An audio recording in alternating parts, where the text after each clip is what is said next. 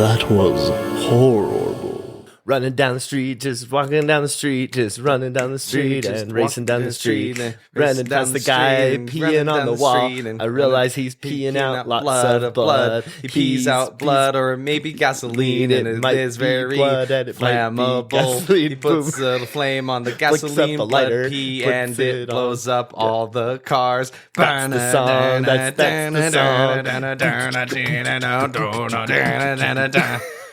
Wow, the hell was that? I don't know. It's a song about some guy peeing out blood that might be gasoline. Why? What made you? Did this come to you in a dream or something? That sounds terrible. I don't know. Maybe it has something to do with the fact that my name is Derek and I'm a co-host of a podcast called That Was Horrorble. That's funny because my name is Isaac and I am also a co-host of a podcast called That Was Horrorble. I hate to grin and smile, but that may be one of my favorite, segues. You hate to be happy about the fact that we have a cool podcast? Well, mostly that segue. Can we just, you're familiar with the Segway, right? The thing that you drive around. Yeah, of course. Like a Paul Blart Mall Cop. Yeah, and Bill Gates. I think Bill Gates invented it. Sure. Did he? Why not? I don't know. Who invented the Segway? I don't know. Some nerd. Johann Segway. I say that, but I'm the nerdiest guy on the planet. So. Yeah, exactly. You're a geek. Rude. Rude. I'm a fan of the Segway. So tell me about your dreams about these people with their blood pee gasoline. Well, it's not a dream. I saw it today. It came to me in a vision, actually, because we're talking about the Bible. We're talking about the end of days. We're talking about the good old Book of Revelation. Yes.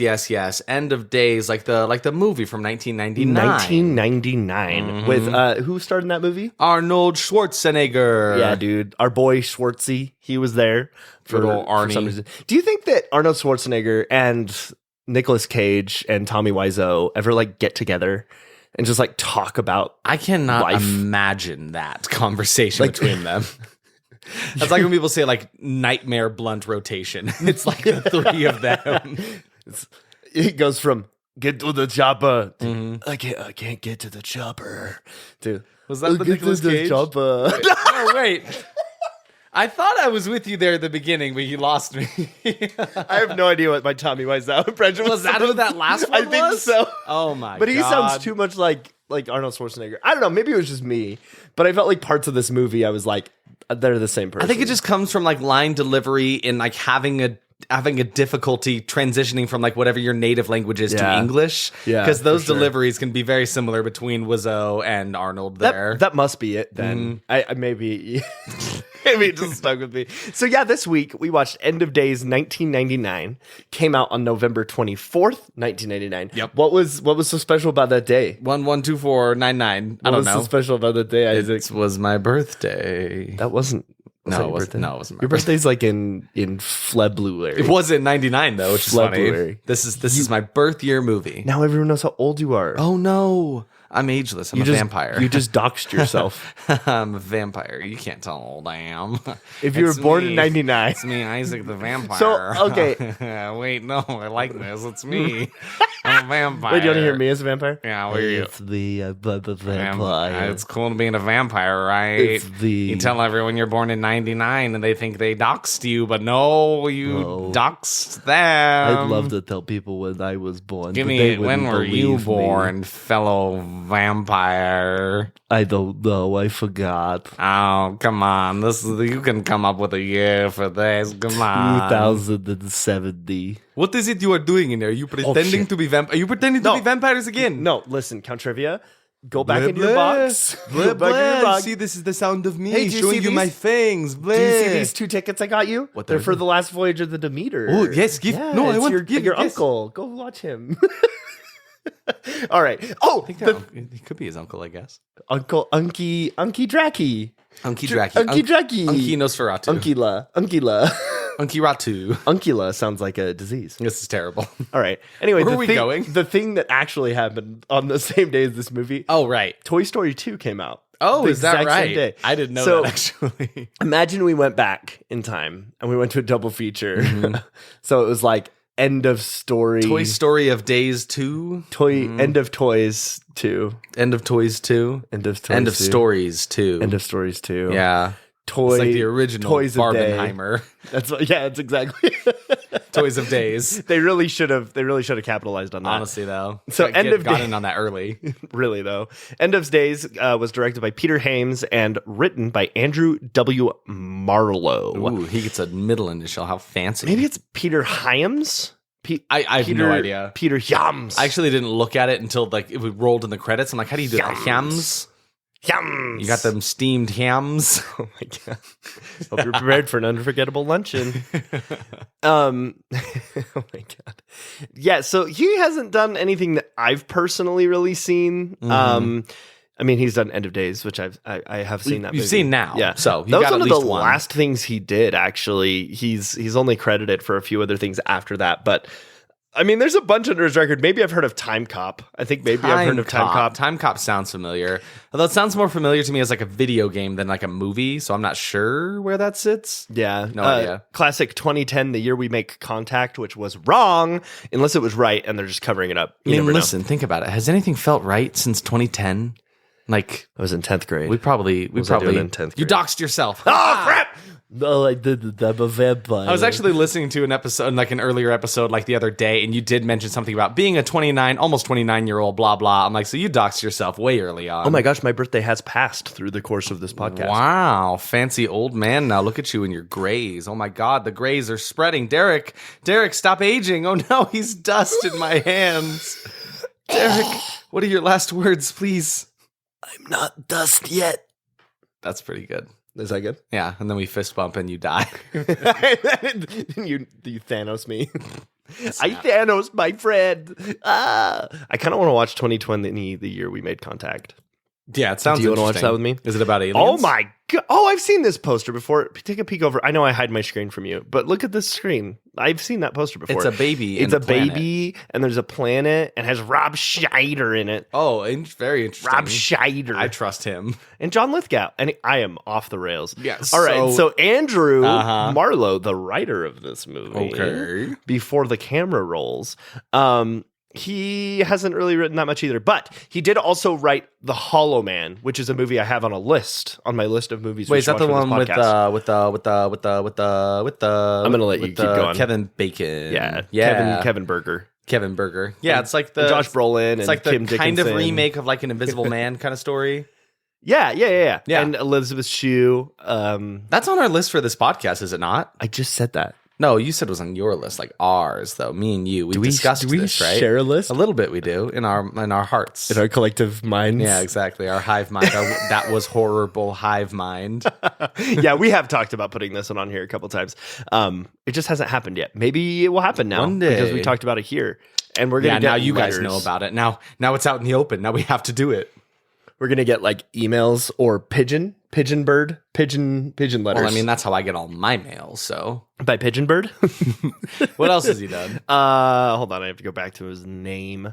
So yeah, that's actually basically it. He did write a couple episodes. Oh no, he created Castle, the TV show Castle. That's the whole name. It's just Castle. Have you not heard of Castle? Never heard of this thing. The Nathan Fillion. Nope. He's like a writer, and then he's a writer, and then someone like copies his work, and he's because a serial killer. I missed that whole part of the internet that is obsessed with Nathan Fillion, because I have completely missed that whole ship, and it was not in on like Firefly and all that kind of jazz. Nathan Fillion.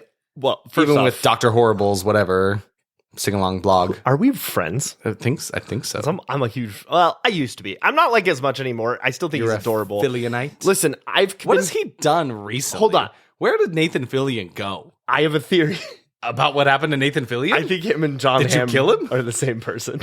John Hamm gives off some Fillion vibes. I feel like there wasn't much left to Fillion, so John Hamm took his ham. No, John Hamm is not a sentient block of ham, Derek.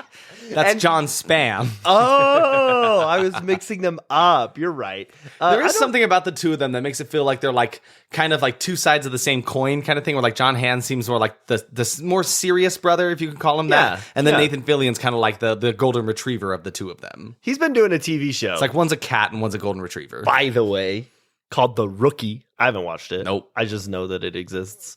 He like became an ABC TV guy, and I'm not really a big ABC guy. Nah. But what do you do? I'm more of a 1, 2, 3 kind of guy. ABC.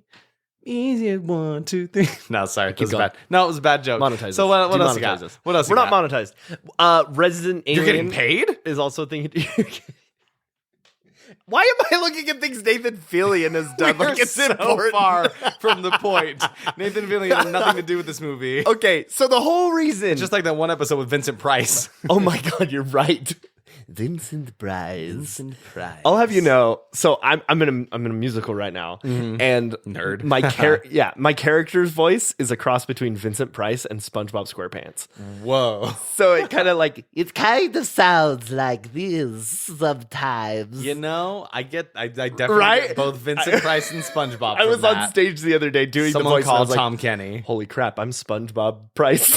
Okay, Sponge Price. Derailed. Bob Squance. I told you I wasn't going to tell you that voice, and then I showed it to you on the podcast. Yep. Now it's public. Now everybody knows. All right, so believe it or not, End of Days got nominated for 8 things. 8 things. Yes, Interesting. a lot of things. Worst actor for Mr. Schwartzy. Aw, Worst poor guy. supporting actor for Gabriel Byrne, a.k.a. Willem Dafoe's arch nemesis. Yeah. Worst director for Peter Hams. Oh, man. These are all nominations. I think, yep, nominations. And then best sound editing was also like the effects and the Foley, which I kind of get. I guess so. There wasn't anything necessarily bad about Didn't it, stick out to me. but it was up against Toy Story 2 that year. So like, Oh, yeah. That's tough to beat. Did it And- win anything, or are they all nominations? that one is a win. Okay. Then it had another worst actor nomination, favorite actor for Schwarzy, Oh, okay. and favorite supporting actor for Kevin Pollak, which, what did he do? Who was this guy? He was someone, I'm sure. He played Chicago. I don't know who that is. I'm looking at him right now. I don't know who Chicago It was is. Chicago. Oh, well. And then the Bogey Awards for Germany, it won. In Germany? Yeah. I don't know what the Bogey Awards are. I'm assuming it's like Razzies, right? Well, I don't know. Sounds like some cool horror thing, like the Boogeyman. The Bogeyman. Yeah? No? Okay, the 2019 Bogey Awards is what it pulled up. I think it was last year they did it. Yeah. Probably COVID. The Joker won that year, Oh. along with Avengers Endgame. So I don't know. I don't know either. Maybe they watched it all in German and they were like, oh, this is great. Maybe that was our problem. We should have watched the movie in German, is what you're saying? Every movie we watch from now on has to be in a language we don't understand. How's about we watch it in English because we can understand it, but then like with the German subtitles, or vice versa, I guess. No, because English subtitles is like helping us. Because we do that anyway. You're right. Yeah, we need a hindrance when we watch these kinds of movies. It's too easy. We're only watching bad horror movies. We need to have a worse time. Yeah, I want the worst horror Yeah, movies. exactly. I need the worst horror experience. We do this for you guys. And if we're doing it in Germany, they can be the worst, like bad worst horror movies or bratwurst horror movies. That's terrible. No, Come it's on. something. Listen, There's a there's joke more to the German people than bratwurst. No, I know, but it was funny. I don't know what that voice is. I don't know either. So the reviews for this movie, Rotten Tomatoes, critic reviews are at 11%, audience is at 32%, Letterboxd is sitting at a 2.7, Metacritic is at 33%, IMDb is at 5.8. Oh. Well, okay. So IMDb is a little middle of the road there, but everything else Yeah. seems like on the lower end of the spectrum. It feels like there's like a good general consensus. Yeah, it's like this one belongs on the lower shelves with the undesirable we'll movies. put you down here, little Sorry, end push those movies. I forgot the name of the movie. I could look at my screen. End of Days? I want everyone to know I just spaced out staring at the ground trying to remember what the movie title was. It's only in front of you. That was silly. That was silly. was Okay, silly. you just watched the movie. I sure did. What do you think the budget was? What do I think the budget was? You're going to be A an expert lot at this one day. Probably a lot. Like in the millions. Probably up in the millions, right? Big monies? Like 1 million, Like 2 million, 3 million, 4 million? 100 million. There we go. Woof. 100 million. Good Yeah. God. I mean, it definitely felt that way. I mean, like it was a Universal movie, right? Yeah, and like they got the absolutely. dough. They got They the had money. They had that Universal money. Yeah. It grossed 210 million Impressive. dollars. Only 20 people saw this movie. So yeah, that's basically all I got as far as factoids. As far as our starting out factoids, want to discuss our expectations? I want to tell you what I expect from our expectations. Okay. What do you expect from our expectations? I don't know. I thought that would be a funnier Yeah, bit than it was. nothing. Or what were yours? So for me, I expected a complete "you wouldn't steal a car" like X-Band Rough vibes from absolutely. it. Just based on the trailer we watched, it felt very edgy, like 90s, 2000s kind of stuff, you know? I said just terrible effects in this one, really overusing them, because there were a couple clips we got in the trailer that showed what the effects could be in this movie, and I was not impressed. Yep, same. Some scenes that probably go a bit too far and for too long. I was definitely getting like, satanic ritual kind of stuff that they didn't show a lot of in the trailer, but I was like, they might show a lot of that in the movie, so we'll Absolutely. see. Lots of quick, obnoxious cuts and flashes on the screen. Just because, again, all the trailer was mostly. And then I expected a big reveal on the villain because I knew the main bad guy was going to be like the devil. But every time we saw him, he was like a normal looking dude. So I'm like, he's probably going to have some cool big reveal towards the end of this movie, right? So yeah, those were my expectations. What about you? So to go into my expectations first, I have to bring something up.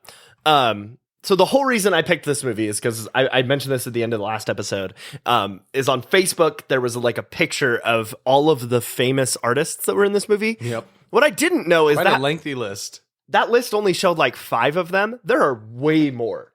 So I looked at the soundtrack for this movie. I'm gonna read you all of the bands. Yeah, lay it ready? on me. Korn, Everlast, Professional Murder Music, Limp Bizkit, Guns N' Roses, Prodigy, Rob Zombie, Whoa. Eminem, Power Man 5000, That's a Stroke, name. Sonic Youth, and Creed. Wow. That's 12 different bands who were pretty big. I mean, most of these were pretty big. I didn't know a couple of them. I had to look them up, but they're all bands. So back in From 99? 99. Wowzers. Like, yeah. And apparently, Guns N' Roses released like a new track for this album. For this movie? For this album? Yeah, it was called Oh My God. I'm so Great title. I'm so confused. That's so crazy, though. I Okay. cannot believe that. So I bring that up because Yeah. my first expectation, my choosing of this movie was purely because of the insane soundtrack. So that soundtrack better be bopping. Yep. It better be bopping. Schwarzy is going to be cheesy as hell. Cheesy, silly, goofy man. Yeah, good old Arnold being cheesy. This will apparently be a Y2K thrill ride. I kind of got that impression from the trailer because they kept talking about it being 99 going into 2000 and it Right. takes place at the end of the year. So I'm like, okay, this is going to be one of those, like, we're going to really tap into the fears of Y2K. That's interesting. I did not get that thought from the trailer at all. Oh, really? Yeah. Maybe it was like all I noticed from the trailer. So I'm expecting lots of talk about that. Yeah. Extremely gruesome for basically no reason. And then the trailer had that weird like flash effect. I guess this is kind of the same as you. It's Yeah. like that like weird like jumping cuts of Quick like cuts, quick flashing things on the flashes. the Yeah. screen. So I was expecting lots of that. I feel like it's just like a cover up for when things don't look very good. They can just like cut between it a lot so you don't get to stare at it for too long. Oh yeah, absolutely. Yeah. That's got to be what it is. All right. Do you want to read some Rotten Tomatoes reviews? Let's read some reviews from the people of Rotten Tomatoes. From this page that I'm looking at in its entirety right now, not a single positive review. Yeah, no, you they're have to all scroll for negative those. here. Yeah, they're all rotten. Paul Tatera from CNN.com says, Arnie's not taking any chances this time, and the result is the most questionably repulsive big budget film in recent memory. Yikes. Jack Garner of Rochester Democrat and Chronicle says it delivers slam bang action for the genre's fans, as long as they're also willing to put up with a strong dose of corny movie logic and lots of pseudo-religious posturing. Ooh. David Anson from Newsweek says, Peter Hyams' lurid FX happy thriller slams pieces of a dozen other movies into a noxious new compound. It has to be seen to be believed, but who'd want to? Oof. Yikes. And then Edward Johnson Ott says, nothing but groans and yawns. Yeah. Yeah. Yeah. Okay. A lot of groaning, a lot of yawning. So yeah, I guess let's get into this movie. How are we prepared to see Arnold Schwarzenegger maybe get into a chopper? Maybe he does. Maybe he does. Get to the car. he actually, so like in the first like couple scenes said that.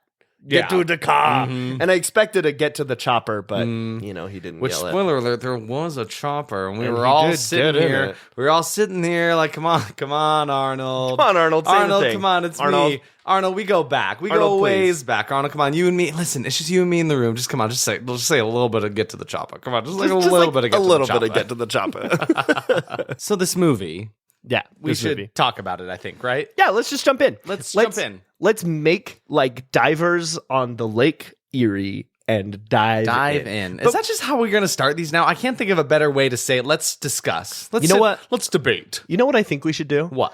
We should try to find something more fitting to the movie itself. So with this one, we are... No, I got you. Okay, Derek, let us pray. See, that's good. Yeah, that's really good. Or, well, you're going to pray and I'm going to desecrate something. Oh, okay. Right? Because it was both sides of this coin. I guess you're right. We got the Vatican. Vatican detective. there's some of that in here. All right, let's go. So yeah, on the prayer end here, it starts off with like lots of church imagery and things on fire for the opening credits, which is definitely setting the tone of the movie pretty well. Absolutely. I had my doubts that it would stay within that vibe that it was creating, but I actually didn't really hate it. I thought it was a fine opening sequence. Yeah, it was.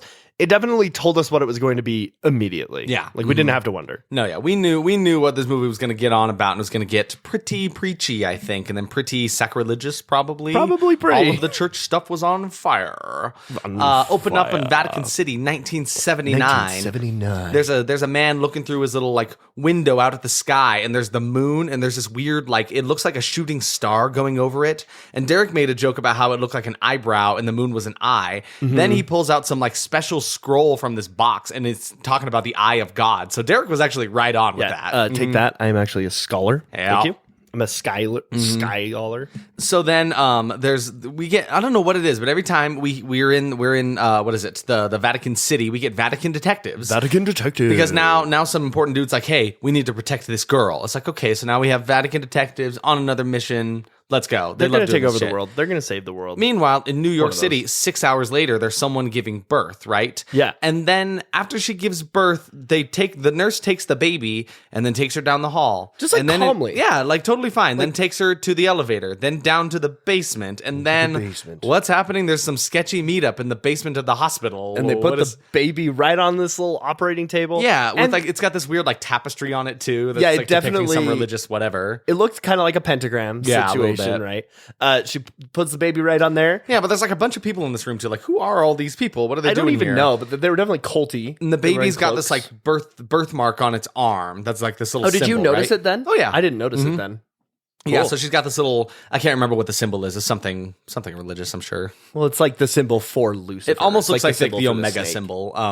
But what do they do with the baby, Derek? They put the baby down on the table and pull out a jar with what inside of it? Trigger warning for reptiles. Yeah, people who like reptiles. Reptiles. That's a pretty good name for a book that comes to life and like starts biting people, like grows fangs. Reptile. But it would only be about like books about snakes and reptiles, I think. But like every book in the world wakes up and becomes a snake. It becomes a reptile?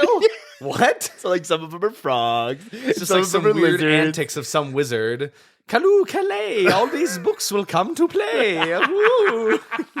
I conjure thee, reptile. And then they all just turn into snakes. Yeah. Book snakes. Bakes. That could be pretty cool. What if like all the text comes off of the pages and forms snakes? Like that'd be kind of cool. And it like injects itself like venom into your skin. Oh, that sucks. And then your like blood turns into ink. Derek, what happened to I handed it off to you thinking it was in good hands. I was like, Derek, you can talk about this part and not go into some bullshit about wizards turning snakes into books into snakes.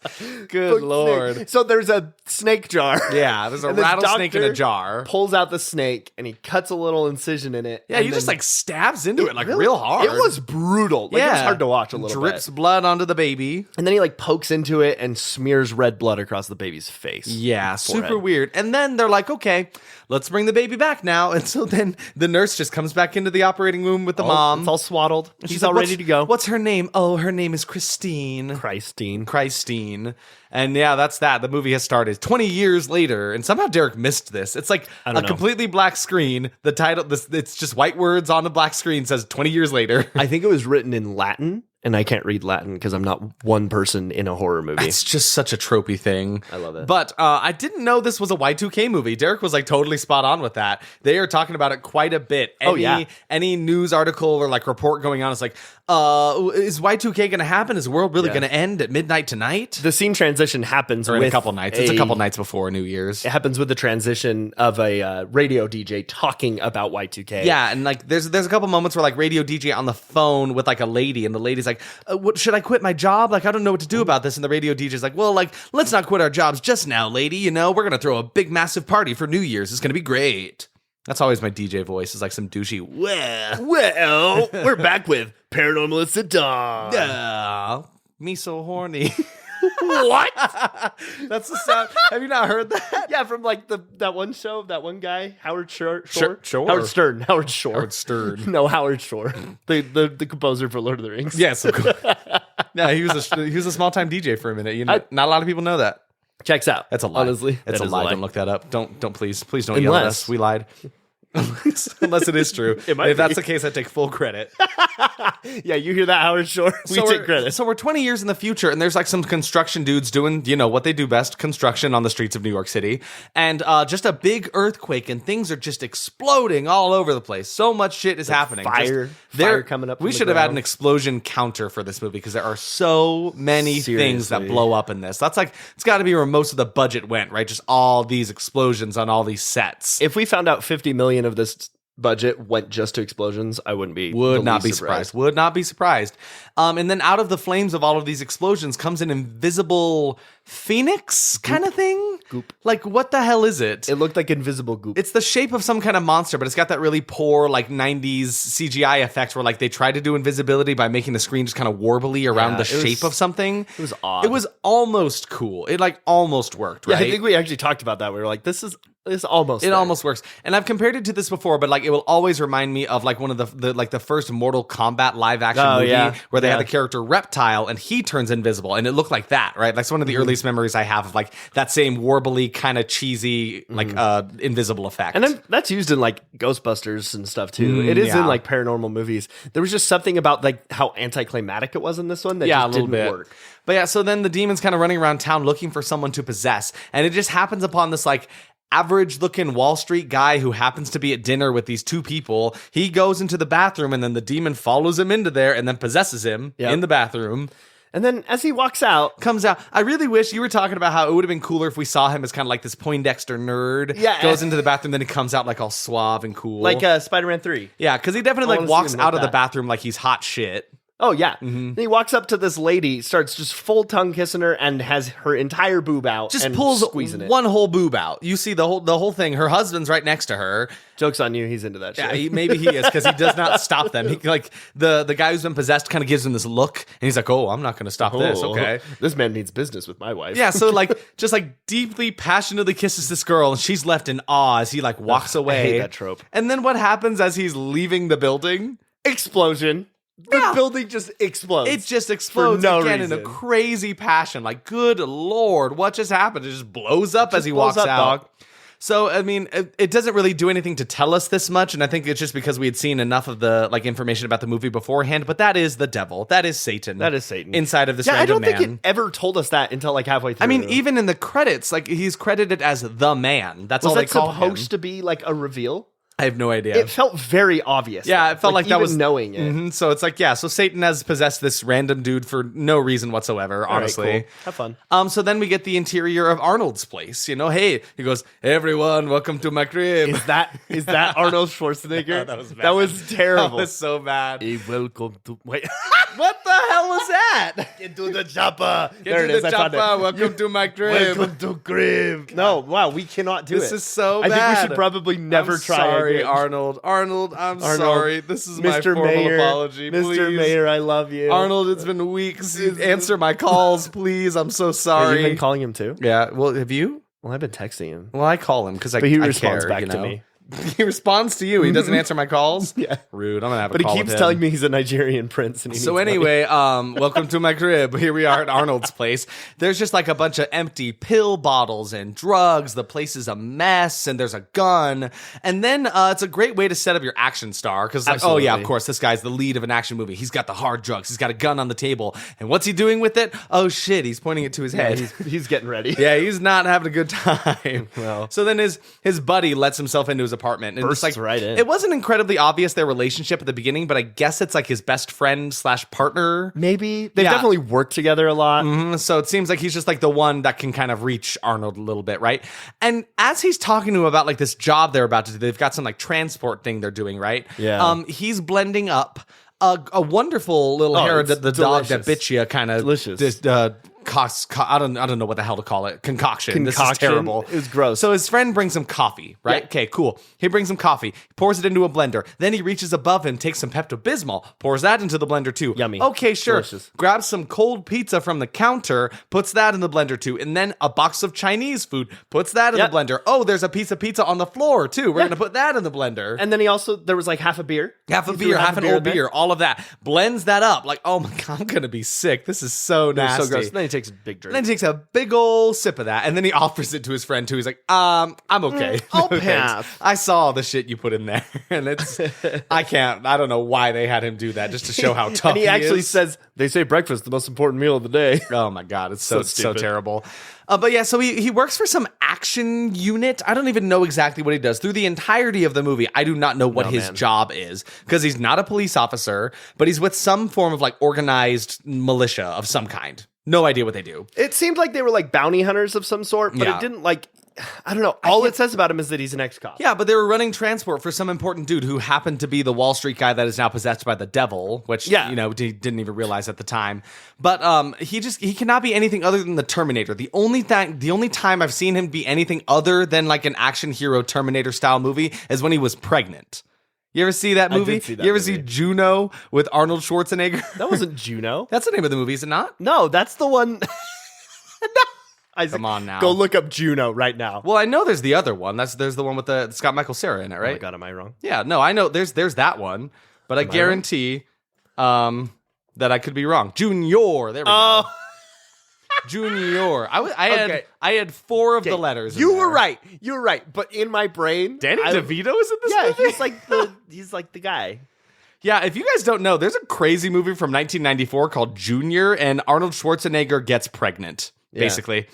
Hey, look, a double feature double with Juno feature. and Junior. Juno and Junior.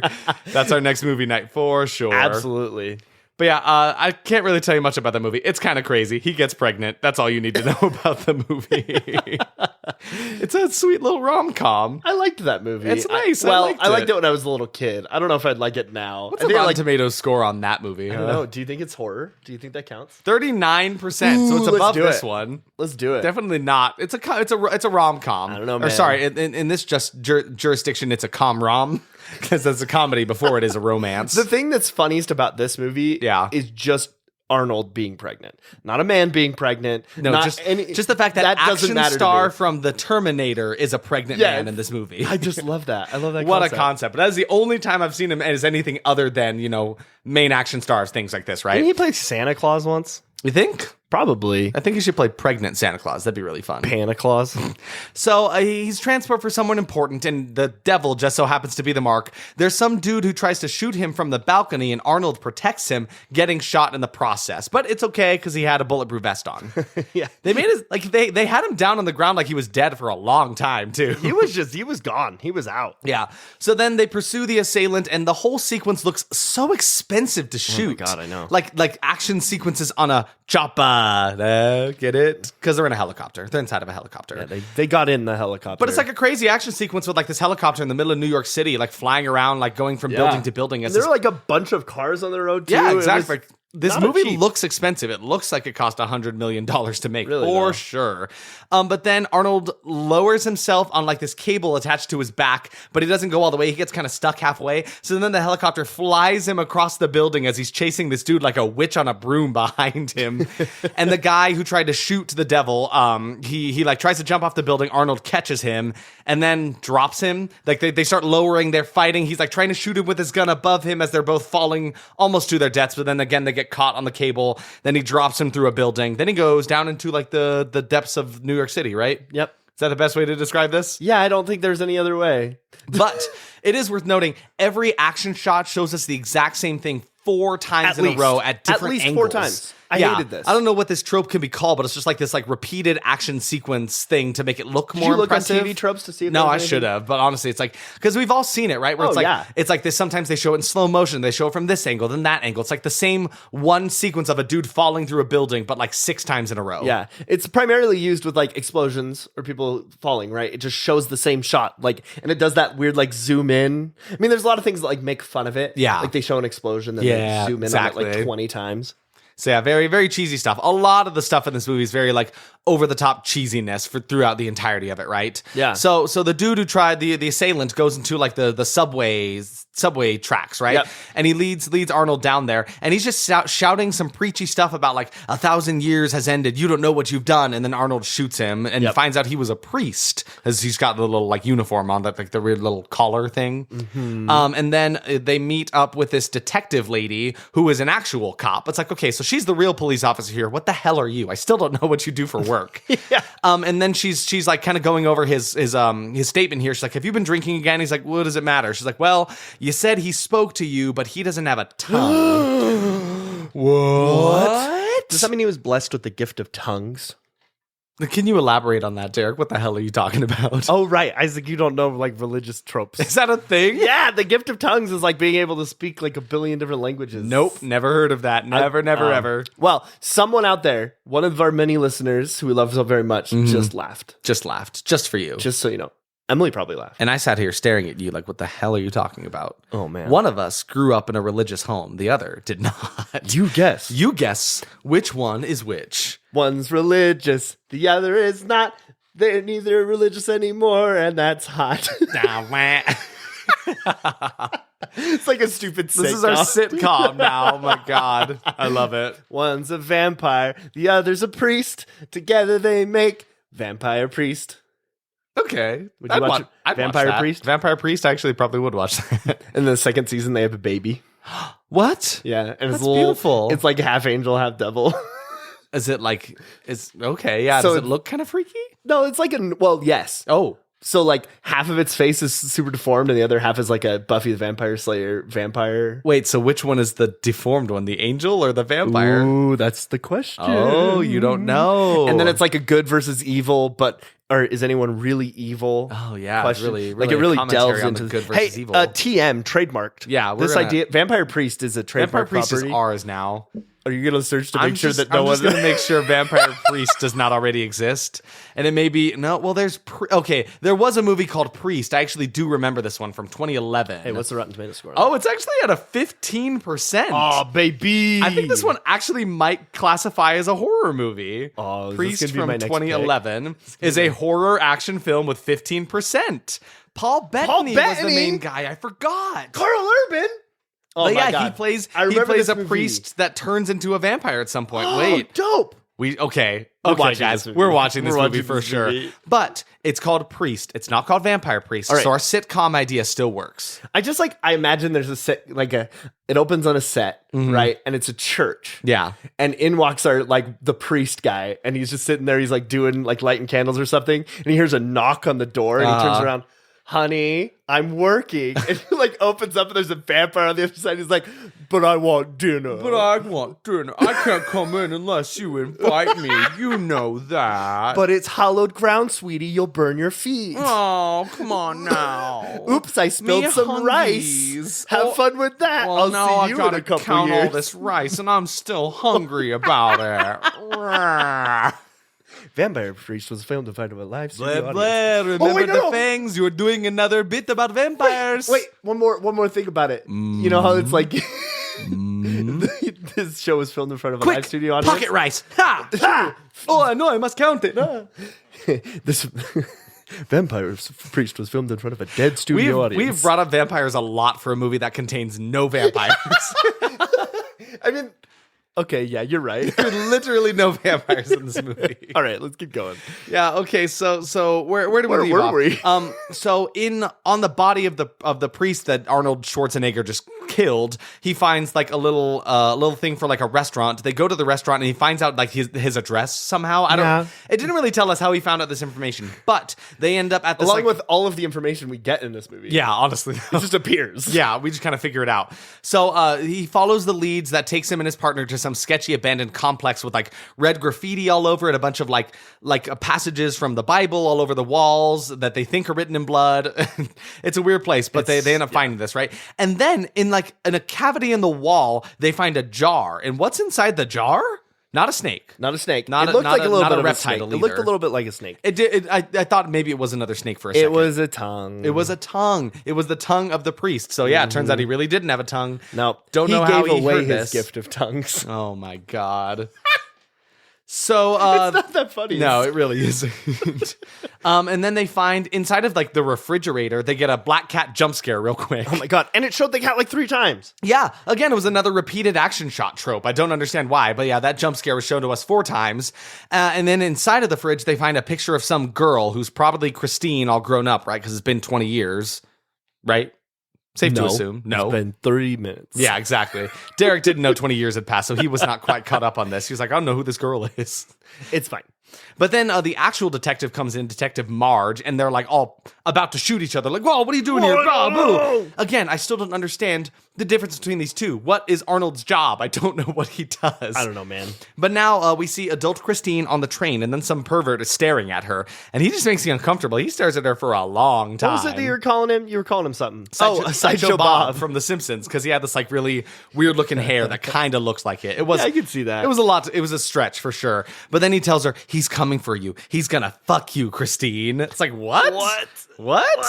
Not like fuck you up. He's gonna fuck you, Christine. It's like, okay. The devil has a weird agenda in this movie. Yeah, man. I don't know what's going on. Yeah, But so she's like, how do you know my name? And she freaks out, tries to grab him by the arm, and then he shatters like glass. Yeah. And it looks real bad. It does look real bad. This was one of the effects they showed in the trailer, too. Yep, and this is exactly where this expectation came from about bad effects. Because, like, I don't know why they would... Even back in 1999, I can't imagine this effect looking good. No. I will say, like, the majority of the effects in this movie did look fine, but there was just something about this one in particular that was just really bad. So after she struggles with that, we come back to Arnold, whose name is Jericho in the movie, which is like another religious name, is it not? Yeah, Jericho is a name that is religious. What happened to you and your gift of many tongues? Don't you know everything about the Bible, Derek? No, it was all about the Wall of Jericho, and there was something about the Ark of the Covenant. I can't remember, and I don't want to be wrong. So just fair. trust me that it was important. All right, I'll take your word on that. He finds a box of trauma in his closet as he's struggling with his life. And we literally assumed right now, it's like, I bet his daughter died or something. He's sitting there crying to this music box, and then he's reading the Bible. Okay, Arnold. Let's talk. My boy. Arnold. Let's have a seat. I'm sitting backwards in my chair like a cool principal, so you can trust me. Are you the mayor of California? Yeah. That's pretty dope. Yeah. His acting here was atrocious. Yeah, it wasn't great. Like, the rest of the movie is kind of what I expected of him, right? Yeah. Watching Arnold is like watching Nicolas Cage. You expect this. It's what you expect. But yeah, he was really trying to give us like an emotional performance. Here, I'm going to hold onto this cup. Oh, shit. And make a mess. No, that didn't happen. Edit that out. No, I'm not.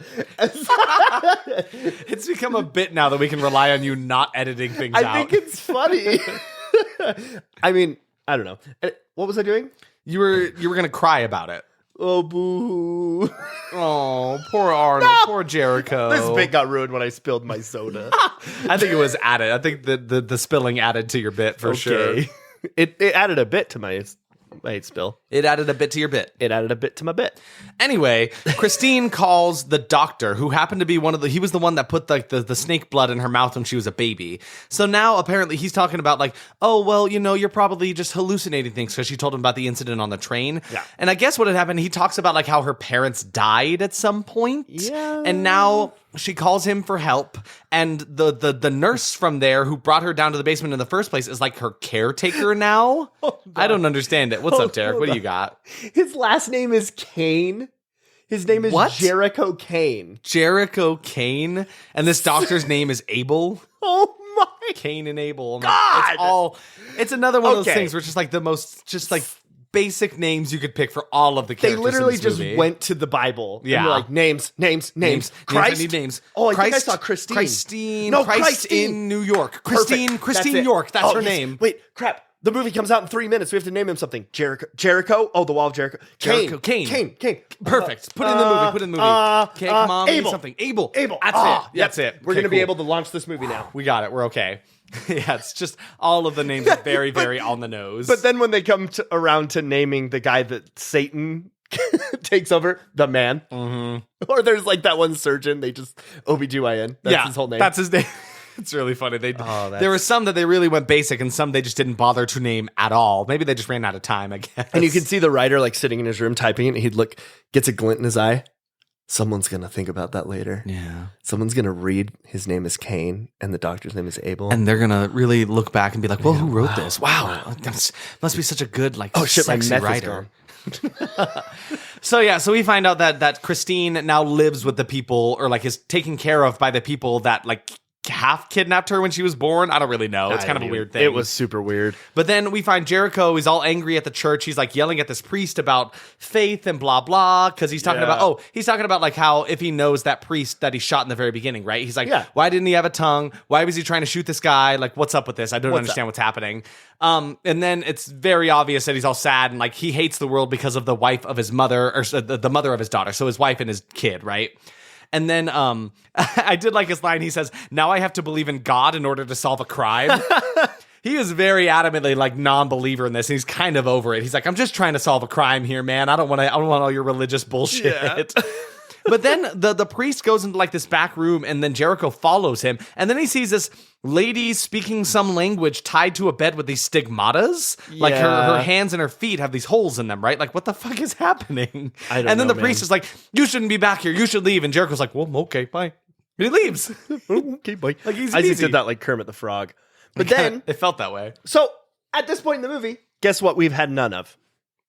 Any of those rock bands. Oh, yeah. Any of that music. None of that music. None of it. There was maybe one that I noticed it, but it was very background music. It has been so faint. It's been those videos on YouTube that are you're at a party, but you're locked yourself in the bathroom and you hear the music through from the wall. outside. Yeah, exactly one of those. Because we've heard more Christmas music playing than any of this garbage. Yeah, which is funny because I actually I wanted to write that as one of my expectations because you were choosing this movie for the music, and I was like, I bet you anything that music doesn't even really play that much of a key component in the soundtrack. It just doesn't make any sense to me. Right. They would pay all of these big names for rights, have Guns N' Roses write a song. Make a song for the movie. And then nothing. And then honestly, you can go the whole movie and be like, Guns N' Roses did a song in this one? Although, there was a moment where we heard some music. Do you remember what happens next? Yeah, dude. When Satan goes to Dr. Abel's. Oh my God. And he's like, is that your daughter? Yes. Is that your wife? Yes. And then what happens, Derek? Oh, God. Okay, so this scene, man, this is probably the thing that everyone will remember from this movie when they watch it. Absolutely. So Satan decides he's going to have a three-way with the mom and the daughter. So he's sitting there, he's thrusting on the mom. It's actually, what's funny is the sex of the scene is not the grossest part about this. Absolutely The not. two of them are just laying facing up on the bed. He's just kind of on top of them. They're mostly covered. Yeah. There's a little bit of nudity. Little bit of boob. From the daughter. Yeah. And he's thrusting and stuff. And then his leg slides down and his foot starts to just go inside of her skin. It just starts to mush together with the leg of the daughter. And then suddenly it's this awful body horror where all of their bodies are mushing together. What the fuck is happening? This body horror threesome is not doing it for me. And then to top it all, Crushed by Limp Bizkit is playing over the top. And they are There's literally that soundtrack being we're looking crushed for together. Uh-huh. So this is like the only time in the movie you hear music. Yeah. And it's this. Yeah, those bodies are being mushed and squished together in some weird body horror fashion. And then by the end of it, they morph together to form Christine, the main character. And then she wakes up from a nightmare. And so I don't know if this was a dream or not. Well, we never really see tell. that mom and daughter again. Nope. And I hope Dr. Abel's So- cool with that, because sorry about your wife and your daughter, how they became one person. It It did become a bit through the rest of the movie where anytime we saw him hanging out with Satan, we're like, please, I can't sleep at night because my daughter is my wife and my wife is my daughter. Just please separate them. I can't live with this guilt anymore. It's very... I mean, we shouldn't be laughing at that. No. That's pretty fucked up, but it's pretty funny. It was just wild. It was so crazy. But then, so Yeah. after all of that happens, for some reason, Satan goes to visit Thomas, the tongueless priest. And then he's kind of torturing... What, you like that?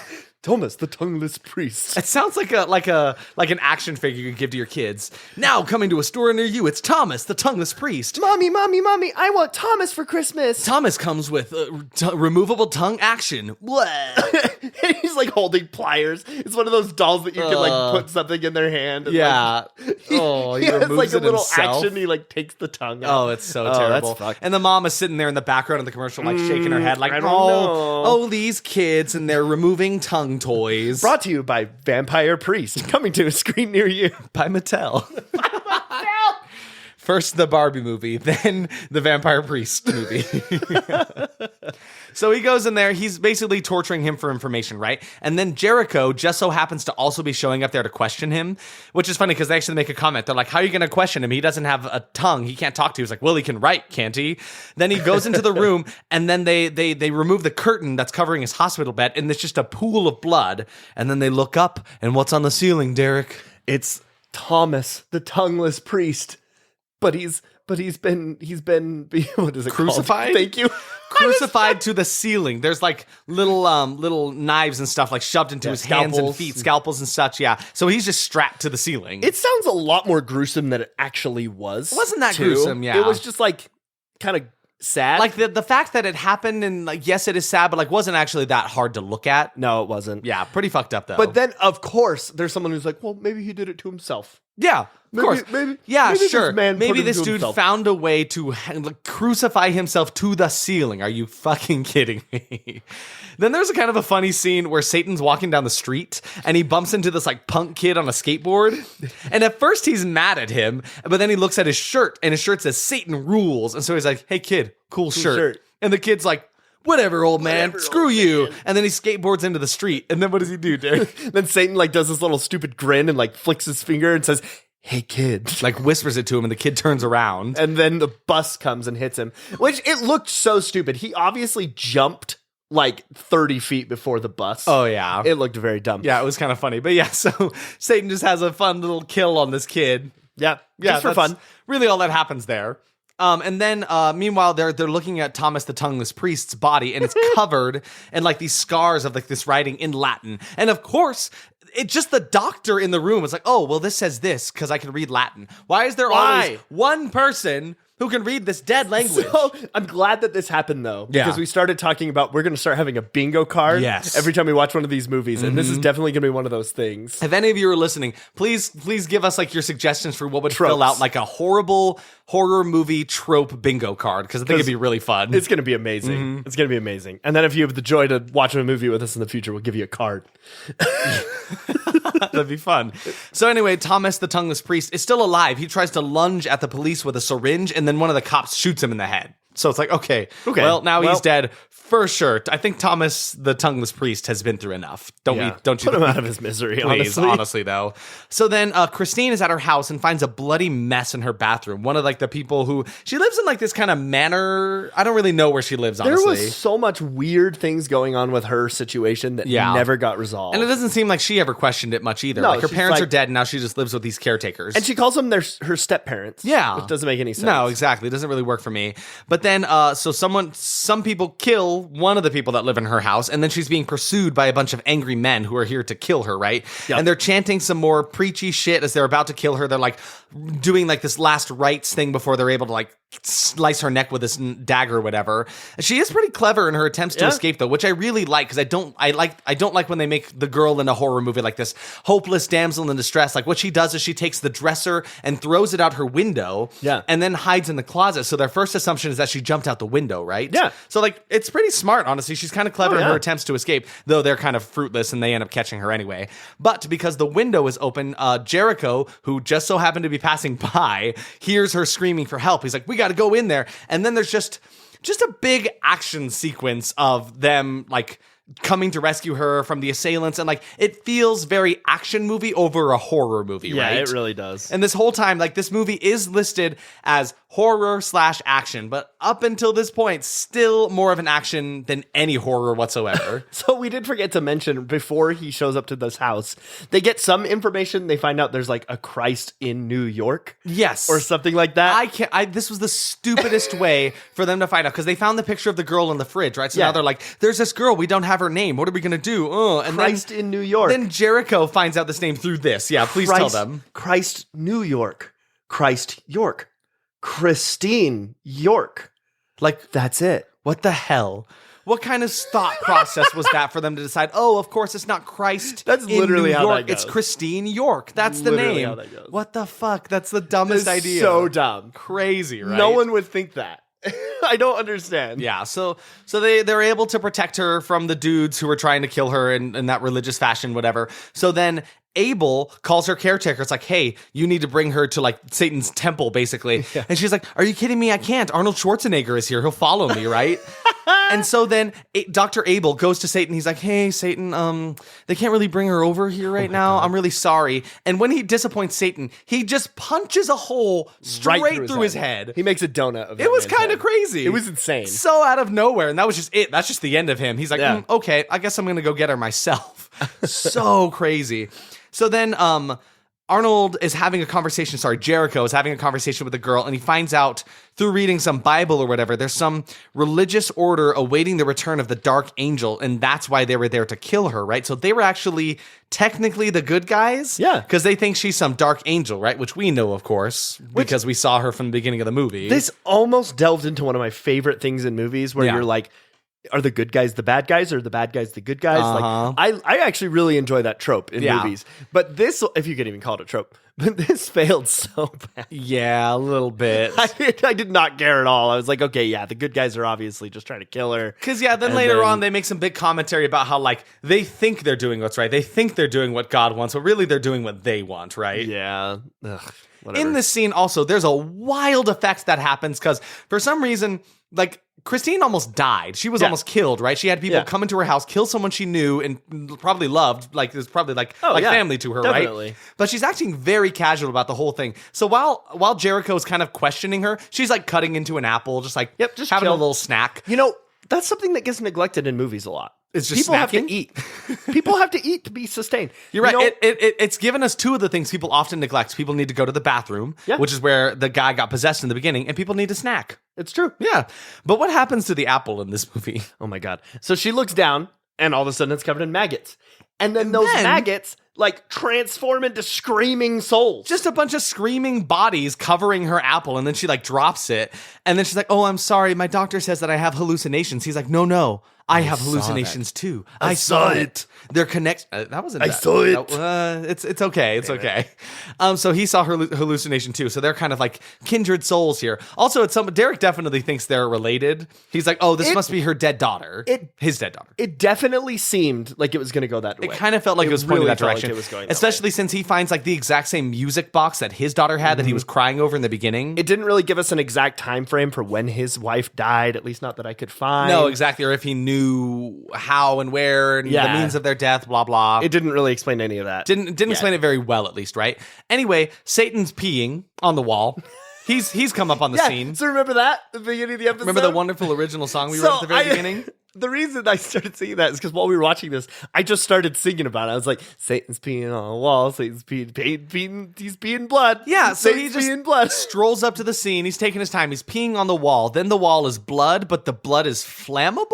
Yeah. Satan pees gas? Yep. Question mark? And then he lights a cigarette, all cool. He puts it out. He throws it onto the gasoline. So Jericho explosion. Jericho's left his best friend / partner in the car, right? So he's out in the car, and Jericho's on the inside. So while the partner's in the car, explodes again. Another Huge explosion. crazy huge explosion, and that's not enough. The gasoline pee trails off to the other side of the street where there's a cop car, and then that one explodes. Yeah, dude. And so from all down the street. From inside the building, there's a big explosion that knocks in a bunch of glass too. Like, it's crazy. So much exploding. Very big explosions. For no and they reason. look pretty decent too. Yeah, honestly, I want to say, like, for the most part, these explosions had to be pretty practical. Like, I think they definitely. I feel like had they to had be. the budget for it. They looked good enough, right? But so on the inside, Christine's caretaker is like, "No, you can't leave. We've waited thousands of years for this. You are not going anywhere." And she's got these like claws on her hands. Oh, yeah. And she takes a big swipe at Jericho and like slashes his face and the wall. There's like these big claw marks that are in there now. His face is fine, but the wall's not. Yeah, kind of crazy. They like. And she can really hold her own in a fight. Like, her and Jericho are kind of going at it for a second, like kind of having this crazy fight, right? Yeah, it was kind of a crazy, intense Kind fight. of intense action sequence, right? Then as they're trying to escape, Satan walks through fire, and then they run away from him. He's kind of like a Resident Evil like villain, right? Yeah. Where he doesn't run towards, or like Michael Myers, right? He just walks to all of his destinations. And actually, after watching it, we kind of talked about that during, but it really had a few Resident Evil vibes to it. Mm-hmm. Absolutely. Especially coming up in a second. Yeah. So then Satan walks through the fire. He finds the caretaker who was bested in the fight by Jericho. And he's like, "You had one job." Then it's just like slowly shoving a piece of glass into her neck. That was kind of a gnarly. Ugh. I like Felt very Hellraiser. like punching the dude through the face pretty quick was a more merciful death than that one. That was pretty rough. Because she was already in bad shape. So then Jericho and Christine are running out into the alley, and then he sees his friend, the Detective Marge, right? Yeah. He's like, "Oh, cool, you need to come help us." And then her and a cop are pointing their guns at him, like, "Oh, great." So now great. Marge is also on the side of Satan. Yep. Wonderful. Played by CCH Pounder. CCH Pounder. What a name, too. God damn. What a name. So everyone's against Jericho in this. So they're like, "Okay, put your gun down, put your hands up." There, he's walking towards them, and then Marge gives the cop the order. She's like, "We just need the girl, kill him," right? Yeah. He's like, "Oh no," his hands are above his head, and then hidden inside of the wrists of his jacket, he pulls out 2 pistols and just pow, pow, pow, pow, does away with them. It was kind of epic. It was pretty dope. I kind of like that bit, actually. Probably It was one very of the- silly. very kind of out there and silly, but like one of the more badass moments from Jericho in this movie, for sure. And then as Satan's walking past the 2 dead bodies now, he's like, "I don't need this cop, but you, I need you." So he resurrects Detective Pounder. Marge, the CCH Pounder, and he's like, "Call your people." And that never becomes relevant. There was no reason for him to resurrect her. I actually figured it out. Well, tell me, what you got? So in just a couple minutes, there's going to be like hordes of zombies, right? Hordes of people. Hordes of people. But I who were think like that's what she- brainwashed, which I guess is But I zombie think that's esque. what she did. Yeah. It's the only thing I can think of. Which is what felt like Resident Evil to me. Because then you got these like thralls that are like walking around. Yeah. That are like have no control. That is true. I guess after this sequence, there's mob mentality where like a ton of people are now on Satan's side and helping him out. Yep. But then Jericho takes a moment to interrogate Christine, and we really just figure out that she's been having nightmares about this Satan guy her entire life. Yeah. It's the guy on the stairs. And all of the nightmares are just about him having sex with her. But the thing that got me about this is how she said it. She's Yeah, like, please. "He's been making love to me in my sleep. All these years I've been making love to the same man." He's been making love to me my entire life. That's what she said. That's yeah. what it is. It's like, what the fuck? What the again? Like, I understand his purpose here is to consummate with her, to create a child, right? Yeah. But just the way that they're like, Satan's whole deal in this movie is just to get some action. He really is. He's been waiting a years 1,000 for years this. without getting any. Super strange to come me. on. But yeah, so then he goes back to the priest from the beginning, right? That wasn't very helpful to him. We find out that the name of the people who came to kill Christine are the Vatican Knights. Exposition. This is our dump. exposition dump for sure. Exposition Yeah, dump. and the priest is a little more friendly than before. And then they go into the back room again. They find that stigmata lady who was speaking that language or whatever. But her hands have healed. And he's in Jericho even comments on it. He's like, "Well, her hands are totally fine." He's like, "That's the power of faith." Like, oh my god, this movie's getting very preachy. But then he talks about he's like, "You know the number for the sign of the beast, right? The number of the beast." She's like, "Oh, it's 666." He's like, No, it's that backwards and upside down. So 666 becomes 999, like 1999. It's like this was an idea that I bet they felt really good about. Yeah. But it's not that great.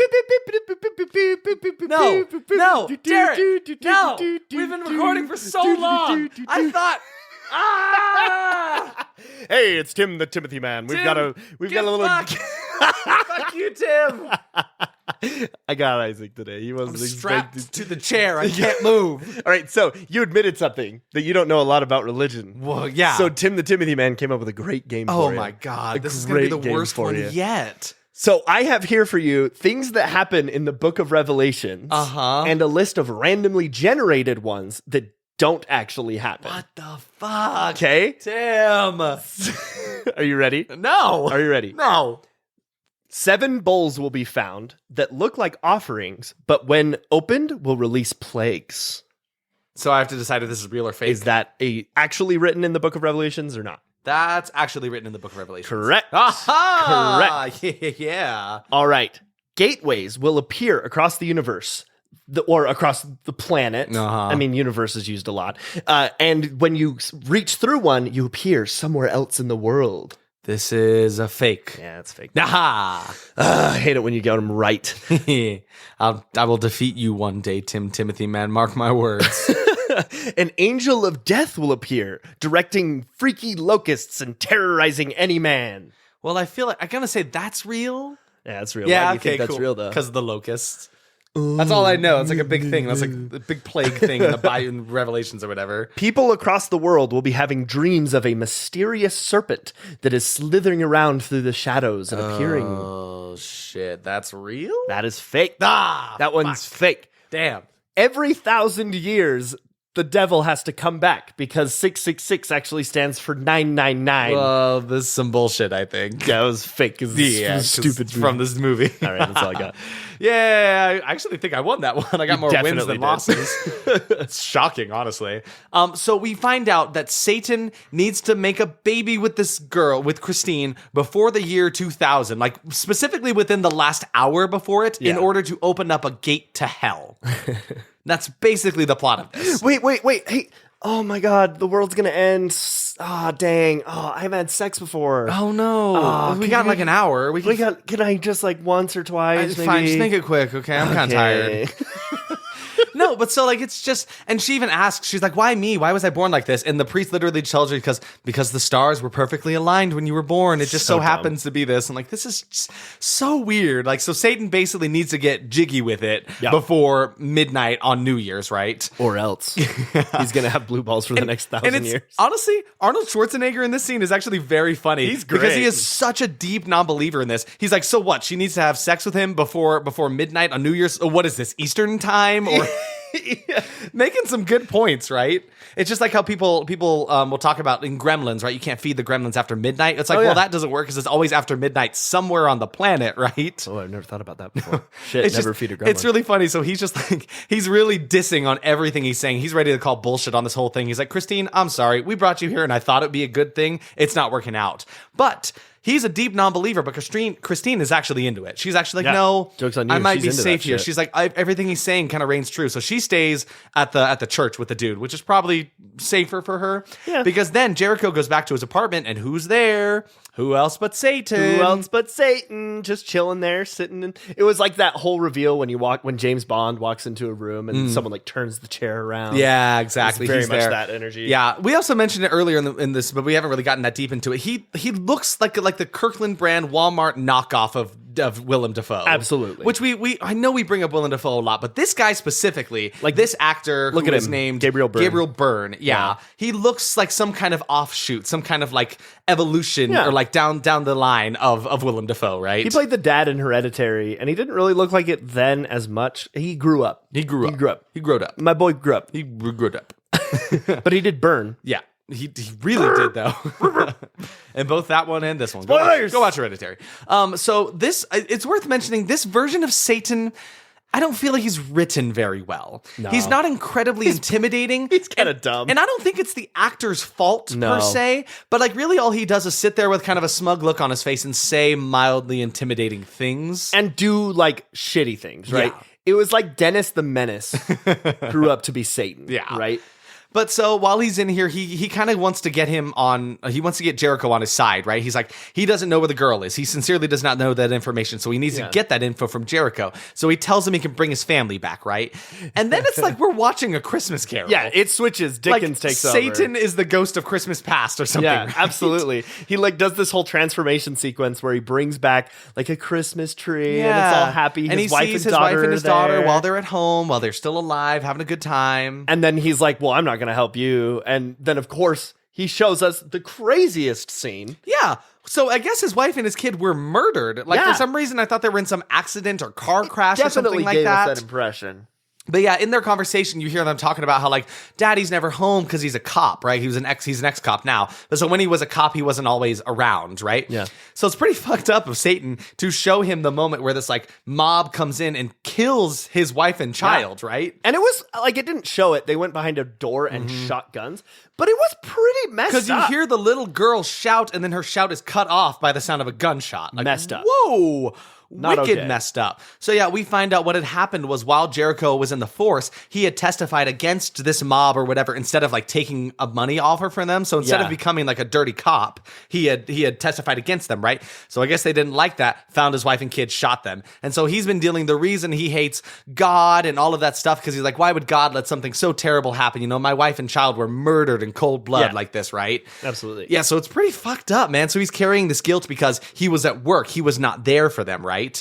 And then, so it's kind of funny, because of all this guilt and suffering he feels like he has felt and lived instead of Satan, he says to Satan, you're a fucking choir boy compared to me, a choir boy.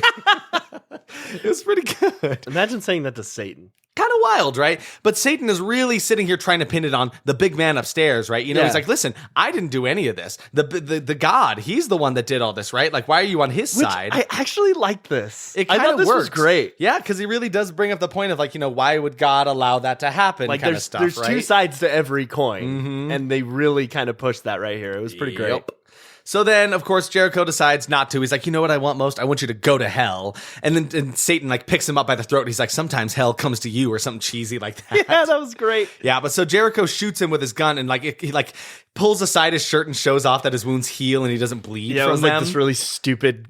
I don't even know. Yeah, it was so then terrible CGI. He throws him out the window and he's like, I can help you. Lend me your hand. So he takes him by the hand and then throws Satan out the window, actually. Which was pretty cool. I kind of like that shot, If it wasn't actually. Satan, I would have been like, oh, this was a good idea. Yeah, so then he gets back into the apartment. He's like covering up the wounds from his hand because there was like still blood on the window, or sorry, still glass on the window when he was like holding on for his dear life. I'm like, that was the brutal. hardest part to watch for me personally. No, same. Him hanging on the edge, holding onto like shards of glass. Like, Yeah, I hate that stuff.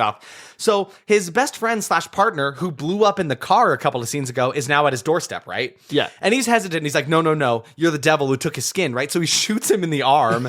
Yeah, I liked that. And he starts to bleed. He's like, wait a minute, you're bleeding. Okay, well, I guess that's enough to know that you're okay. That's not enough. For me, I thought at least he was the devil at this point. I was like, I can't trust this guy for sure, No, right? yeah. But anyway, he tells his friend his entire plan, right? He's like, okay, I got the girl at the church here. We're going to protect her, blah, blah. Which at first I was definitely honest. I was like, hey, good, he's not trusting him. Yeah. And then immediately, like, tells him a little bit everything. of blood. That tells me all I need to know. So then the Vatican Knights show up to the church to kill Christine, but just before the main dude can like plunge his dagger into her, he's like holding the dagger up in the air and then Jericho shoots the blade. Oh my God. It was like, it was corny, but like kind of fun. It was fun. It was fun in like that was silly, stupid kind of way, right? It was not cool. It wasn't like, oh yeah, I shot the blade. No, exactly. Like if John Wick did that, That'd I be would sick, I would right? be I all would love for that. it. But it did not work in this context. But yeah, so then he pretty easily just takes Christine. It's like, okay, we're going to get out of here. Bye, everybody. Meanwhile, the devil shows up and he's snapping necks and taking no names for the end of days. Like, Yeah, fuck, man. he's just punches this dude away, snaps this dude neck, kills this other dude. He's just kind of getting rid of I love the everyone else one. around. Someone was holding up a cross to him. Yeah. And he grabbed the cross and plunged it into plunged their it into his head, skull, which again was not that dope. gruesome. It kind of just like barely stuck in his skull. And It was then still he just, cool, fell though. over dead, right? So then, as they're running away, they're getting pursued by like this mob of Satan worshippers, I guess. Yeah, these are those thralls that I were talking. It's like in this. about It's in earlier. this like dark alley, so you can't really tell. They just look like a bunch of random people in black trench coats, which you mentioned too. Yeah, it did. Everyone's wearing a trench coat for some reason. Oh my God, yeah. The costumer for this movie, she just trench coats. Yeah, just trench coats. Any male costume in this movie is a black trench coat. Is that a woman in a dress? Make that dress black. Oh, Put a coat on her. Put a coat on it. That needs to be addressed. That needs to be a coat for sure. So at this point, I was like, wait a minute. So I guess his friend really is alive because his friend shows up in a car. Yeah. And he's like, hey, come on, get in the car. Let's go. So Christine gets in the car. She closes the door. Then he locks him out and starts to drive away. I was like, see, shouldn't have trusted the guy. He double-crossed you. So silly, though. He was driving so slow. Yeah.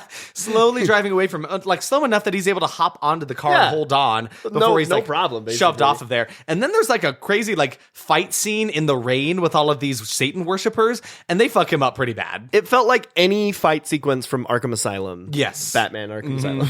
But yeah, so Satan's there and he beats him, right? And he ties him like crucifixion style up on this like cross and hoists him way up into the air for all to see. So like he doesn't even spares him somehow for some reason. I don't know why this bugged me. It probably didn't need to. I don't understand why Satan had to keep crucifying everybody. Everyone gets crucified. Everybody. Like this is what, like the you get a fourth crucifixion and you get a crucifixion. He's like looking up at his brother. He's like, hey bro, remember that time you got crucified? Yeah, I'm going to do that to people I'm going to do that. Yeah, in honor of you. This is just a big middle finger to you, always. So weird to me. And then the kind priest from the place, he finds him and is able to rescue him and such. And then Jericho goes to like the HQ of wherever the hell he works. I still don't know where he's working. I don't know, man, but he's like part of some secret spy organization. Yeah, so whatever it is, he goes there, gears up to hell. He's getting like grenade launcher, fills himself up with grenades and guns and bullets, all that shit, right? And then he goes to some computer, types in the license plate number, and then it just tells him exactly where the car is. Yeah, because I don't know if you guys knew this, but your license plate is a GPS number. I don't think it works like that. I don't even think it works like that in today's technology. There's no way. I mean, yeah, they could have tracking devices on cars, but not in the sense that they were doing it. It was so stupid. So then he finds it at some, he finds the car at some closed down theater, which I guess is where Satan's whole setup is, right? And then Derek mentioned, like, are we finally at the portion of the movie that is horror? Because up to this point, it's just been action. There is no horror in this movie. They've had like jump scares. A little bit. What, with like the black cat in the fridge? Yeah. That's really all we got. But I did say, whoa, he meets a man whose eyes are sewn shut. This was gruesome. I kind of liked this effect. I liked it too. He's basically like the doorman to this club for Satan, I guess. Yeah. And he smells him. He's like, you have a lot of hatred in your soul. Yeah, you're good. Yeah, but like the effect on his eyes looks actually pretty good. Pretty decent, right? And then we hear Guns N' Roses playing. Yeah. But very faintly. Again, very faintly in the background. I cannot tell you how faint this was. It was insane. So strange to me. But yeah, so then he follows the torches and the chanting to this big ritual room.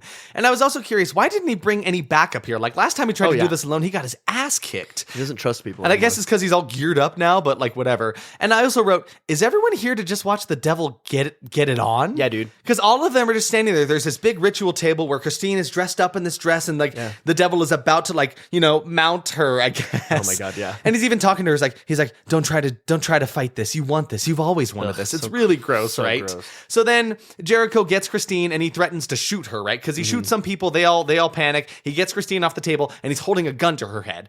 And then Satan is like, okay, here we go. Bobby, get on in here. Who is his best friend Bobby, partner, come on right? And again, it's like, I don't really give a shit about Bobby anymore. He's No, already man. double-crossed him. I'm like, Bobby's on my shit list. I really don't care about this. But then we find out that the whole reason he's following him is because instead of burning, the devil was like, I'll give you your life if you help me. So we find out he was in the car that exploded, but while he was burning, Satan made a deal with him, so that's why he's there. But then the power of friendship stopped him from shooting Arnold Schwarzenegger. It's like, great.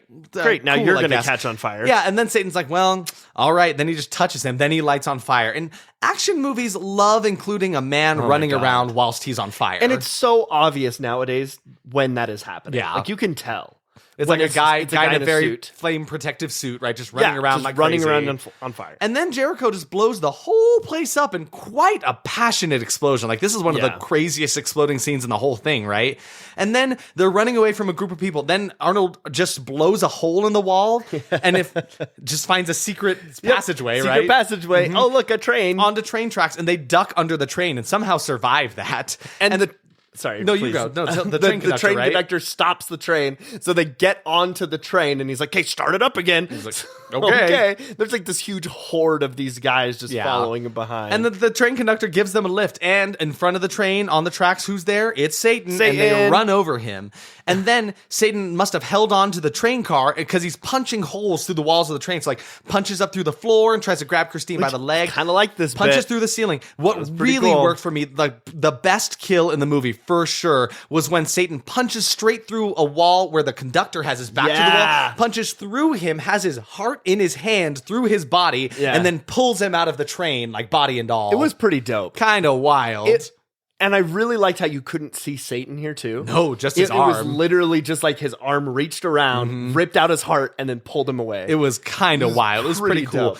And we kind of were like mouth agape. Yeah, that was a pretty cool sequence. It's also worth mentioning that Satan has some cool makeup going on him because he's getting kind of fucked up at this point. Like he's got this big gash up on like going diagonally along his forehead. Yeah. He's got some of his rib cage showing now after he got hit by the train. Like it doesn't look great, but I'm liking the practical effects on this dude. Like they got some cool makeup work on him, right?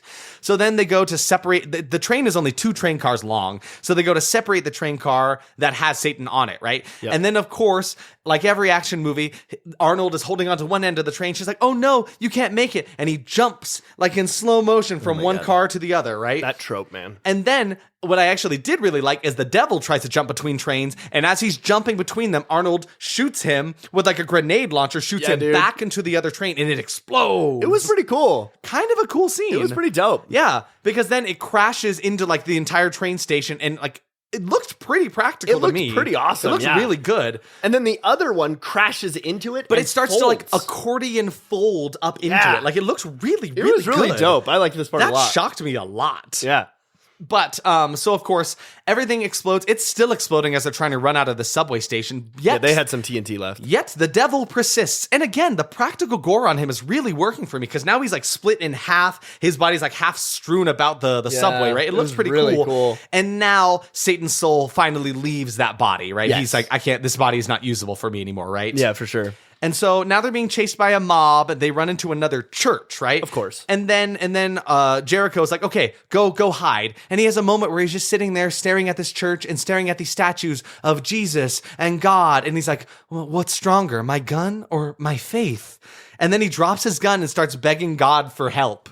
It's like, God help me. Really? That's like, what? God help me. I don't know why he's found now was the time for him to be a believer, and it doesn't help him, by the way. No, it doesn't really do much for him. Well, then, it kind of did. I guess so. Because then the entire building quakes. There's actually this really fun effect where like all the benches, what are those, like the pews? Yeah, the pews. Yeah, the pews all roll from like the front from like the entrance to the what am I trying to say? From the front to the back of the church. I mean, yeah, that's it's all this you're cool rolling effect where all the pews like go boop boop boop boop boop boop all the way to the front. Used earthquake and it was super effective. Yeah, honestly, the whole building quakes. Satan really knows how to make an entrance. Really, because he starts like the building is crackling. There's bits of the ceiling that start to fall down, and then now we see Satan in all of his glory, and he kind of looks like Pumpkinhead. I didn't really care for this. Yeah, like for me, I wrote it looks decent. It's not great, but better than I was expecting from this. Yeah, so he like rises up out of the ground, and I think this is part of why I keep referencing vampires, is because he looks like Nosferatu type when he's all curled up. And then his wings are kind of covering his body. And he looked like, like a mixture of Pumpkinhead and Quicksilver. Just kind of this wrinkly... not Quicksilver. What's the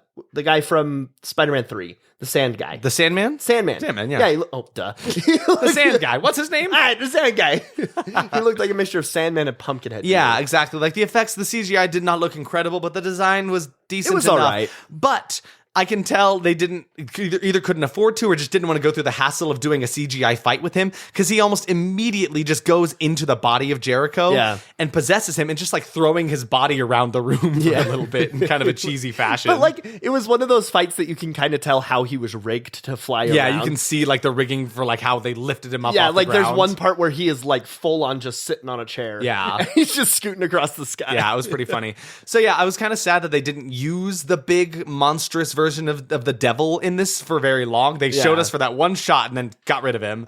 So then Jericho's possessed, and then he comes to Christine. He's like, it's okay. We won. She's like, oh, good. Let's leave. And then he holds her by the arm and then pulls her back into the church. Yeah. And is like, there's a gross moment where he's like kind of starting to undress her. And she's like, no, Jericho, listen, you're stronger than the devil. Remember that. Remember who you are. And then, behind them is a crumpled up statue with its sword just pointing straight at them. I was like, do I spy a Chekhov's sword? And you did. Because as he's sitting there having his revelation, the stone sword turns into a real sword.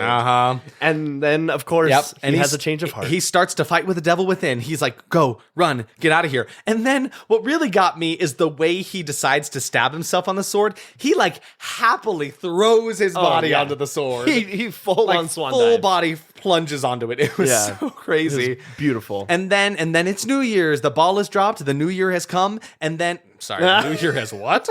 I mean, the ball dropped. The ball dropped. And it came. And the devil did not. Hey, his balls went up. So then, speaking of the devil, he leaves Jericho's body in like a fiery passion. Just like this fire looked bad, huge wave of fire that flows out of him. Yes, it did look pretty bad. Yeah, you agree. Oh, yeah, this one looked pretty rough. Wait, ring the bells, light the beacons. Well, I don't know. I wouldn't count this as like an explosion. It was like a wave of fire. Yeah, but it I'm still always looks complaining about fire. Yeah, this one looked bad for sure. And then like he gets one final like shout at him in his devil face in the flames, and it just like wasn't that great. So yeah, the devil's gone now. cheesy. And just good night, Jericho. You done good. And as he's dying, he sees his wife and child like further down the way, and he kind of smiles as he dies. How sweet. And then he slumps over. Happy New Year, everybody. It's over. That's over. That's the end of the movie. She kind of hugs his hand. Yeah, she kind of like holds his hand. She's like, thank you. We were worried it was going to come back to life. Yeah, I didn't want that, and I'm glad it didn't too. So yeah, that's the end of the movie. That's end of days. End of days. We have reached the end of days. We tried to make the same joke. Yeah, at the same something time. like It didn't work. All right, well, let's talk about your expectations, Isaac. Yeah, so for me, I was thinking it'd have that like X-Band rough, you wouldn't steal a car vibes. And a bit, but honestly, the trailer was edgier than the movie Way ended up more, being. yeah. It kind of gave me a false expectation of it a little bit. I was expecting terrible effects, really overusing them, and honestly, I'm happy to say there were a lot more practical effects in this movie than I was expecting, and those looked pretty good, right? did, yeah. Any and all uses of CGI were pretty bad, though. We're talking like the invisible effect on Satan, that fiery explosion there at the end. Like, it was not that great. The effects of Satan himself, not that fantastic. So yeah, I think I was accurate on that a little bit. The scenes that go too far for too long, not really, honestly. This movie was pretty palatable. I expected it to go way further than it did, especially being about the devil, but nothing quite like that. Lots of quick cuts and flashes. Oh, yeah. Especially during those like action sequences. Lots of that kind of shit. Yeah. And then I expected a big reveal on the villain. Oh, yeah. I called that shot. It was a big for reveal. sure. Yes, 100%. Quite literally. For surprises, I was surprised that the design on the devil was fine. I was expecting to be disappointed. That doesn't mean it was great, but my expectations were pretty low. Yeah, I get what you mean. That kind of surprised me a little bit. I was just surprised that it was so much more action than a horror movie, right? Like, I really could not classify this as a horror at all by the end of it. And then my biggest surprise from this was, again, just the use of practical effects. They were surprising to me. When they were used, they looked really good, like the man with his eyes sewn shut and the gore on the dying mortal version of Satan, right? That really worked for me. Yeah. So yeah, those are my surprises. What were your expectations? All right, yeah, so my first one was the soundtrack, right? Well, yeah, so where'd it go? There was no soundtrack. The hell, the internet lied. Yeah, really though, I have no idea where all that music was. I'd love to know more. I wasn't able to find anything. Maybe you were. John Debney did the score for this movie, and I didn't mind it. Yeah. So like his music throughout the movie worked. It was actually really good. Yeah, no, same. I actually thought that the music used in it worked very well. It's just weird that like you mentioned all of these like big name people in it that were not noticeable at all. Yeah, and it's funny too because you might not recognize his name, but someone out there recognizes John Debney's name. Yeah, of course, John Debney. He's done things for like he did Iron Man 2, he did Passion of the Christ, Jungle Book, big one. He did Greatest Showman. He was one of the composers for Greatest Showman. Interesting. So yeah, he worked with those other two guys, Pasek and Paul. Yeah, and so like, and just looking down, I mean, like, he has done so many things in this movie. So it was. And they just kind of tried to shove those movies in there a little bit. He did 80 for Brady, man. Whoa, I know. What? I know. I forgot that movie existed until right now. You should go watch it. So oh right, it's my turn. Or? So yeah, I was just like, this I is was your first I was really disappointed. Yes. in the lack of music. Uh-huh. Is gonna be his cheesy, silly, goofy self. Yeah, I mean the accent, the bad acting, pretty it was much all there. Pretty much what we expected. It was almost exactly what I expected. Honestly, from though. Schwarzenegger, which wasn't. It was. I would say it was to its benefit. Yeah. Right. I got what I expected. Exactly. with Yeah. him. Wasn't better or worse than expected. Yeah, absolutely. Completely met his mark. Yeah. It will be a Y2K thrill ride. Oh, yeah. The 1999 stuff was there. Yep. It was shoved in our faces. Totally tracked. Which you can tell because this movie came out a month before Y2K. So it was like, okay. Right calm in that down. sweet spot. They knew they probably like rushed to finish this movie too, just to make sure it got out right before then. And that stupid 666 is actually 1999. That was such a stretch. So what stupid. the hell was that? Extremely gruesome for basically no reason. No.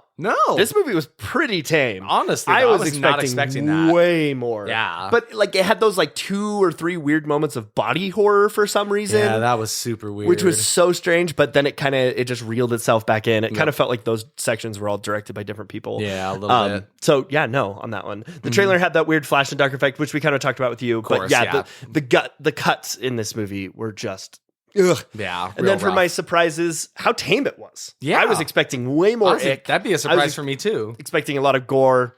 Like it really wasn't. And then the music. Like I was surprised at how much I enjoyed the music. Even though you went in expecting and something else. else. At the same time, I was surprised at how much there was no music I expected. So and kind of odd there. So yeah, what was your score? For me, my verdict here is actionable. Are you kidding me? Did you say that? I said the exact same thing. Yeah. Hell yeah. We are on the same wavelength here. Same brain. Yeah, I don't think it was a terrible movie, but by no means is this a horror movie. Like it just involves Satan, who looks kind of monstrous once in the movie. But like, I feel like this should really be swapped as an action/horror, not a horror/action movie, right? Yeah, for sure. But I mean, I had a fine time. It kept me engaged throughout. It was a little over the top a lot of the time and very, very corny. But like, I honestly went into this expecting a much worse time and came out being like, I don't regret it. I just like doesn't feel like a horror movie to me at all. Yeah, I'm right there with you. Yeah, so you're actionable too. I'm actionable as well. Hell Yeah. I thought that it was a lot more on the action side. 100%. I think that there was like, okay, so I feel like they wrote an action movie and were like, wait, no, horror movies sell better. Let's add some horror elements. Yeah. And so they like added the body horror bull crap. Yeah, again, it just feels like it should have been swapped. It should be action first and agree. horror. I 'Cause agree. I feel like that, I don't know if that's a thing, but like that classification like really feels like it matters to me. It matters, yeah. Something I didn't mention is there were 13 deaths in this movie. Yes. I did not know how many jump scares there were. I couldn't find anywhere and I didn't want to count. Yeah. It's probably like 14. Sure, why not? But you know what there were even more of? Face palms. Yeah, lots and lots of face palms from this guy. Hey, Count Trivia. Are you back from the movie yet? No, he's actually still. Remember how I threw that rice? He's still counting it. What are you at? So I'm just gonna 12, 30, 18. 492, 493. Oh, is he doing the after every couple? That's funny. That's what's stopping him, actually. That's why it's taking so long. I'm just going to sneak in here and grab these trivia. Okay, so here's our trivia for this movie. Arnold Schwarzenegger's first film since Batman and Robin in 1997. Oh, interesting. The reason for the gap was because of his heart surgery after playing Mr. what? Freeze, which I didn't know.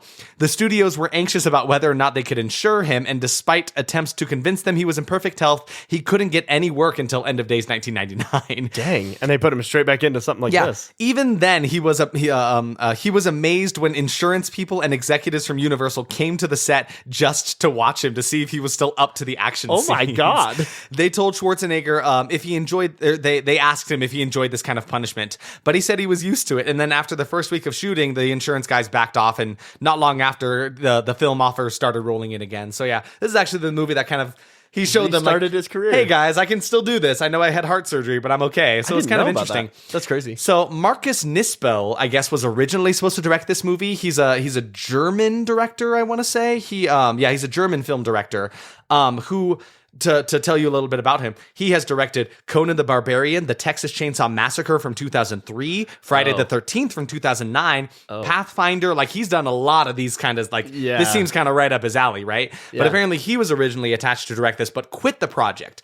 Not because of creative differences, but because of the embarrassment when a 64-page manifesto of his on-set demands was leaked by the press. Whoa. 64 pages of on-set demands. Oh my God. That's fucking insane to me. That's too much. What is even on there? I don't know. What could there be? Like, what do you need? Yeah. I don't understand. So next we have Arnold found the finished film too dark, not concerning the themes of the story, but like literally the lighting of it. Yeah, the I director and DOP Peter Hyams' lighting is what he was talking about. For the same reason, this was the last movie that Stephen Kemper edited for that director, as the dark lighting caused all kinds of editorial difficulties. Because I guess that's really true throughout all of it. It's like this movie was dark. It was very dark. We had to darken the room quite a bit. You're right, yeah, because usually we can watch it with some lighting in the background, but like we had to darken the entire room just to see it. Yeah. Udo Kier, who played Dr. Abel, claimed in an interview that he was considered for the role of Satan in the film, but the producers didn't want the hero and the villain to both have a German/Australian accent. And he was eventually cast in a secondary role as Dr. Abel, which is kind of funny to me. That is funny. The role of Jericho Kane was originally written for Tom Cruise. What? Which is so wild to me, but he instead chose to work on Magnolia from 1999, which probably, choice. I could assume, I don't know anything about it, probably did better than this movie did. Oh, yeah. That's actually a very famous movie. And then years later, Miriam Margolyes, who played her caretaker lady in the movie, played Christine's caretaker, revealed on a talk show she did not enjoy her first and only working experience with Arnold, citing the odd reason that in their scene together, he farted on my face. What? As she so eloquently put it. That was why she didn't like her time working with him. It's not like he was a diva or an asshole. He farted in her face. That's why she didn't like him. What the fuck? So that's our trivia for this movie. What? So crazy. I fought on you. Oh my, shut up. So our next movie, it was my time to choose our movie for next week. And honestly, I took a suggestion from Derek, actually. He mentioned this one. Does that mean I can be credited as... You could be credited in this one.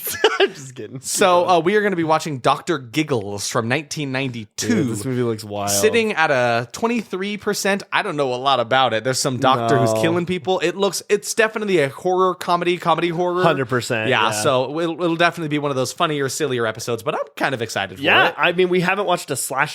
No. At least, I don't think we have. No, we haven't really, watched a though. slasher yet. This will be one of our first, at least, memorable slasher movies. Yeah. So, it'll be interesting. Stay tuned for that.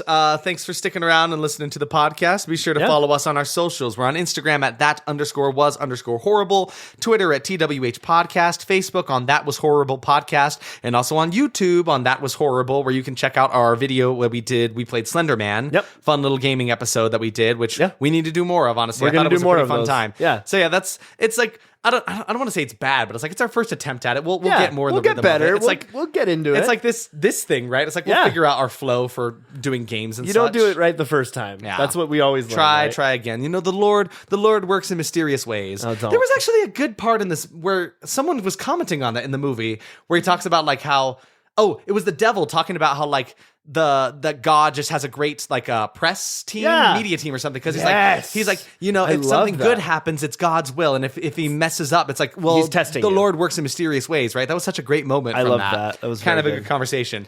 But anyway, thank you. Christ be with you.